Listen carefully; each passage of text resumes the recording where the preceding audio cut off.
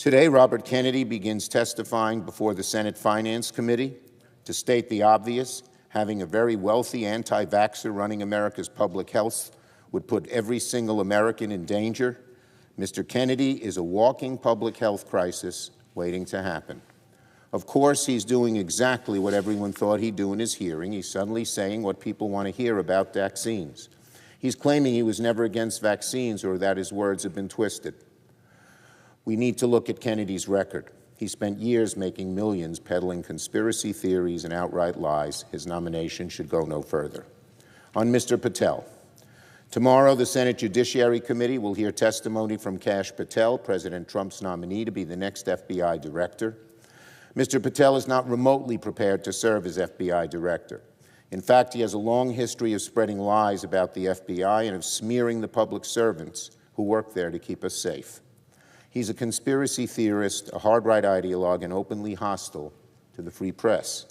During tomorrow's hearing, the most important questions for senators is, how on earth will Mr. Patel's confirmation make Americans safer?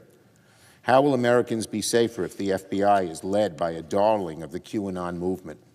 How does it serve America's public safety to elevate a January 6th sympathizer to the highest level of enforcement in the land? How can Americans trust that Donald Trump will drain the swamp if he puts one of his most loyal political fixers as chief law enforcer?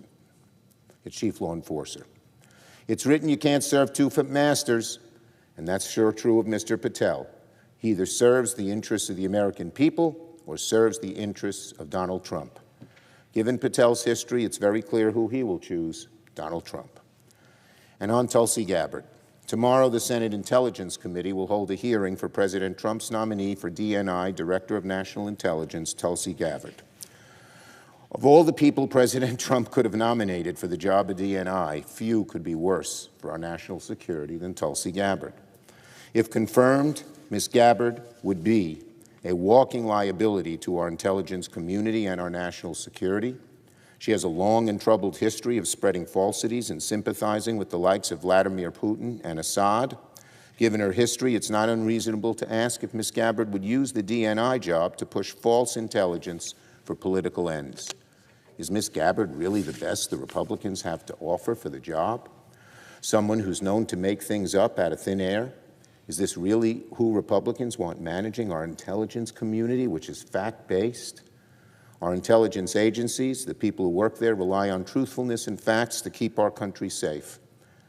Ms. Gabbard is deficient in both qualities and clearly does not merit elevation to the position of DNI.